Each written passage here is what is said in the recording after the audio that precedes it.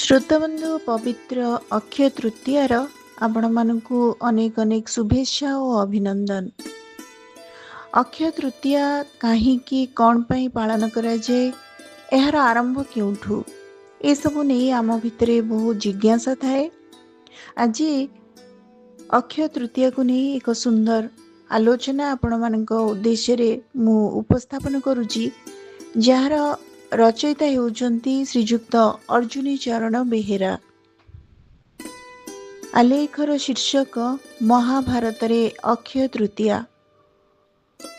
କପଟ ପଶା ଖେଳରେ ଧର୍ମନନ୍ଦନ ଯୁଧିଷ୍ଠିର ସର୍ବସ୍ୱ ହରାଇ ସର୍ତ୍ତ ଅନୁଯାୟୀ ପାଞ୍ଚାଳି ଓ ଭାଇମାନଙ୍କ ସହିତ ବାହାରିଲେ 12 ବର୍ଷର ବନବାସ ଓ 1 ବର୍ଷର ଅଜ୍ଞାତବାସ ପାଇଁ। ଧର୍ମଙ୍କ ଅବତାର ବନବାସକୁ ଯାଉଛନ୍ତି, ମୁନି ଋଷିମାନେ ବା ତାଙ୍କୁ ଛାଡ଼ି ରହନ୍ତେ ବା କିପରି? ସେମାନେ ମଧ୍ୟ ତାଙ୍କ ସହିତ ଚାଲିଲେ ବନକୁ। ନିର୍ଧନ ଯୁଧିଷ୍ଠିର ଖୁବ୍ ଚିନ୍ତାରେ ପଡ଼ିଗଲେ। ଆମେ ତ ଏବେ ଭିକାରୀ, ଏ ସମସ୍ତ ଋଷିଙ୍କୁ କିପରି ଆପ୍ୟାୟିତ କରିବୁ?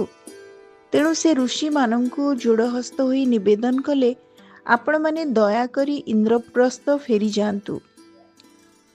ଋଷିମାନେ ଧର୍ମରାଜଙ୍କ ଶୋଚନାର କାରଣ ଜାଣିପାରି ତାଙ୍କୁ କହିଲେ, ହେ ଧର୍ମରାଜ, ତୁମେ ସୂର୍ଯ୍ୟଙ୍କୁ ପ୍ରାର୍ଥନା କର, ସେ ତୁମର ସମସ୍ୟା ସମାଧାନ କରିଦେବେ। ଯୁଧିଷ୍ଠିର କଠୋର ତପସ୍ୟା ଆରମ୍ଭ କରିଦେଲେ।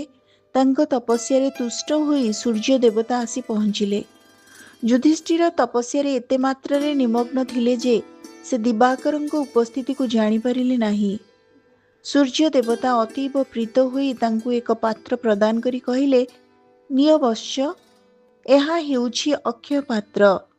ତୁମ କ୍ଷୁଧା ନିବାରଣରେ ଏହା ସହାୟକ ହେବ। ଏହି ଅକ୍ଷୟ ପାତ୍ରରୁ ତୁମେ ତୁମ ଇଚ୍ଛା ଅନୁଯାୟୀ ଖାଦ୍ୟାନ୍ନ ଆହରଣ କରିପାରିବ। ଆଉ ଯଶସ୍ୱିନୀ ଦ୍ରୌପଦୀ, ଏହି ପାତ୍ରରୁ ଶେଷ ଭକ୍ଷଣ ନ ସାରିଲା ପର୍ଯ୍ୟନ୍ତ ଏଥିରୁ କେବେ ହେଲେ ଅନ୍ନ ଶେଷ ହେବ ନାହିଁ।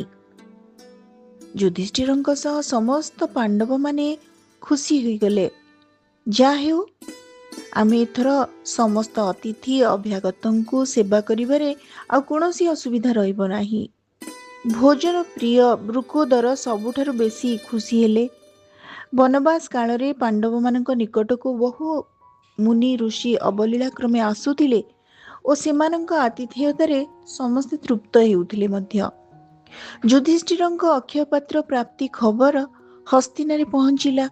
ଏହା ଶୁଣି ଦୁର୍ଯ୍ୟୋଧନ ଅତ୍ୟନ୍ତ ବିବ୍ରତ ହୋଇ ପଡ଼ିଲା। ଦିନକର କଥା, ସେତେବେଳେ ପାଣ୍ଡବମାନେ ଦ୍ୱୈତ ବନରେ ବାସ କରୁଥାନ୍ତି। ମନ୍ଦମତି ଦୁର୍ଯ୍ୟୋଧନ ଅତି ସୁଖରେ ରାଜ୍ୟଭୋଗ କରୁଥିଲେ ମଧ୍ୟ ସଦା ସର୍ବଦା ପାଣ୍ଡବମାନଙ୍କର ଅନିଷ୍ଟ ଚିନ୍ତାରେ ଥାଏ। ଭାଗ୍ୟକୁ ଏହି ସମୟରେ ଦିନେ ମହାକ୍ରୋଧୀ ମହର୍ଷି ଦୁର୍ବାସା ତାଙ୍କର 10,000 ଶିଷ୍ୟଙ୍କ ଗହଣରେ ଆସି ହସ୍ତିନାରେ ପହଞ୍ଚିଲେ। ତାଙ୍କ ଜିଭ ଅଗରେ ଅଭିଶାପ, ସତ୍କାରରେ ଟିକିଏ ତ୍ରୁଟି ହେଲେ କ'ଣ ଯେ ପରିଣାମ ହେବ ତାହା କହିହେବ ନାହିଁ। এই କଥାକୁ ଧ୍ୟାନରେ ରଖି ଦୁର୍ଯ୍ୟୋଧନ ଦୁର୍ବାସାଙ୍କ ଯଥାରୀତି ଭବ୍ୟ ସତ୍କାର କଲେ।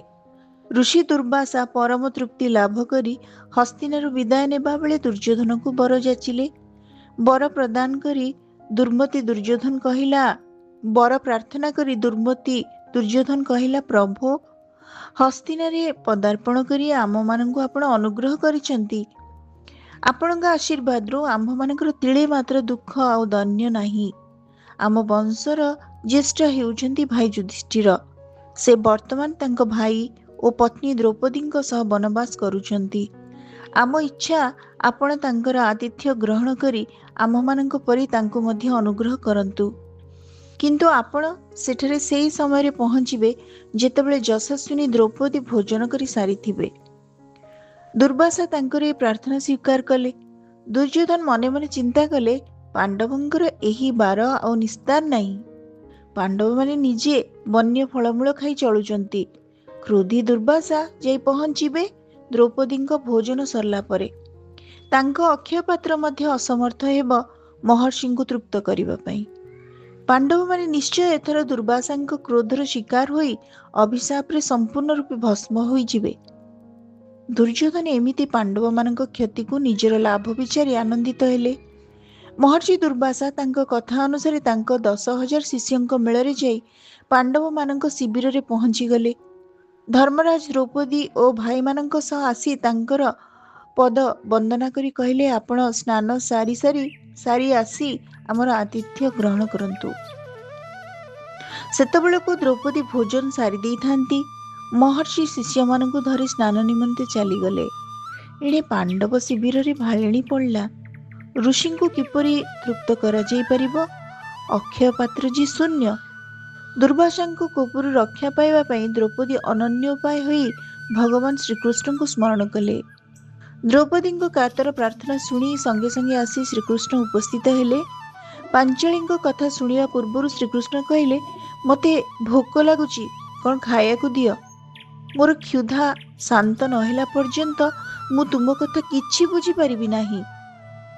द्रौपदी चिंतारे पड़िले। दुर्वासा व्यवस्था करने निमंते से जहां साहाय्य कामना करछन्ति से जे निजे युद्धित। द्रौपदी जेते बुझाइले मध्य से किछि बुझु नथांती। शेषकु कृष्ण कहले, परिहास कर नाही सखी, तुम थालीटी आनी मते देखाइल, मु देखिबि तुमे सत्य कहूछ ना मिछ। एहा सुनी द्रौपदी तांको थालीटी आनी देखैबारु कृष्ण देखिले थालीर गोटे कोणरे टिके शाकान्न लागी रहिछि। कृष्ण साग कणटी पाटिरे तुरंत पकई दी कहले, हे अंतरात्मा, तुमे एइथिरे परितृप्त हुआ। सेतक खाई से जना पड़िले सते जेमती दिव्य भोजन करिसंती से। ऋषि दुर्वासा आसीबा डेरी होउथाए। कृष्ण सहदेव को कहले, जाओ ऋषि को शीघ्र डाकी नहीं आस। श्रीकृष्ण को कथारे सहदेव संगे संगे चलिले नदी अभिमुखे। नदी रे स्नान करुथुबा बेले दुर्वासा शिष्य माने अनुभव करुथांती जेपरि तांकर उदर पूर्ण हो जाइछि। से माने महर्षि दुर्वासा को कहले, गुरुदेव, आमको आखंड भोजन कला भली लागुछि। युधिष्ठिर तेणे अपेक्षा करी बसिथिबे, आमे कौन करिबु कहंतु तो। एही समय ऋषि दुर्वासा लक्ष्य कले दूररु सहदेव आसुचंती। शिष्य मानक कथारु से बुझी जाई थांती कौन हेइछि बोली। से शिष्य मानक डाकी कहले, हे देख, सहदेव आम मानक डाकिबाकू आसुचंती। तुमे माने जिए जुआड़े पारुछ पळेई जा। ए विष्णु भक्त मानकू मोर प्राण रे भय। एकदा विष्णु भक्त राजा अम्बरीशंक सह द्रोह करी मु जेपरि दुर्दशा भोगिथिली ताहा मो मनरु पासरु जाई नाही। पांडव माने भगवान श्रीकृष्ण आश्रित, से माने क्रुद्ध हेले आम मानकर रक्षा नाही।